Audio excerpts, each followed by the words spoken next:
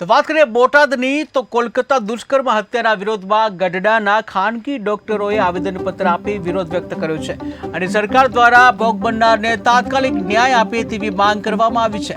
આ સાથે જ ડોક્ટરોને સુરક્ષા આપવામાં આવે તેવી પણ માંગ કરવામાં આવી છે। ત્યારે કોલકાતા દુષ્કર્મ હત્યાના પડઘા બોટાદ શહેર સુધી પહોંચ્યા છે। સમગ્ર જિલ્લામાં તેના પડઘા પડ્યા છે। ત્યારે આજરોજ બોટાદ જિલ્લાના ગઢડા શહેરમાં ગઢડાના તમામ ખાનગી ડોક્ટરો એકત્રિત થઈ રેલી સ્વરૂપે ગઢડા મામલતદારને આવેદનપત્ર આપી રજૂઆત કરી હતી, જ્યાં ગઢડાના ખાનગી ડોક્ટરોએ કલકત્તાની ઘટનાને વખોડી કાઢવી હતી। ત્યારે સરકાર દ્વારા ભોગ બનનારને તાત્કાલિક ન્યાય આપવામાં આવે તેવી માંગ કરવામાં આવી હતી।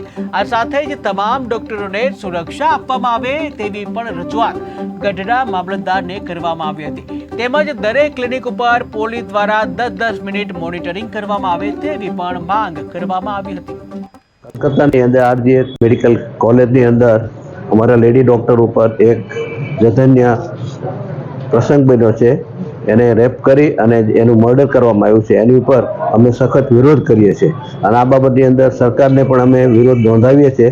સાથોસાથ આજે એક્ઝિક્યુટિવ મેજિસ્ટ્રેટને અમને આવેદનપત્ર પણ આપ્યું છે અને આ બાબતની અંદર જોઈએ કે આને જન આંદોલન ઉપરાંત મેડિકલ સ્ટાફને કંઈક સિક્યુરિટી મળે અથવા તો ગવર્મેન્ટ તરફથી દરેકને કંઈક સિક્યુરિટી ઝોન તરીકે જાહેર કરે। અમારી લાગણી તો એવી છે કે આજે પોલીસ ડિપાર્ટમેન્ટ અથવા મામલતદાર ડિપાર્ટમેન્ટ તરફથી દરેક એક પીએસ એક કોન્સ્ટેબલને દરેક ક્લિનિકનું છે ને 10-10 મિનિટ માટે છે ને વિઝિટિંગ ગોઠવે એવી અમારી અપેક્ષા છે, જેથી કરીને ડૉક્ટરો ઉપર થતા અત્યાચારો, મારામારીના કેસો અને આવા જે અપકૃત્યો છે એને પોષણ ન મળે એવી અમારી લાગણી છે।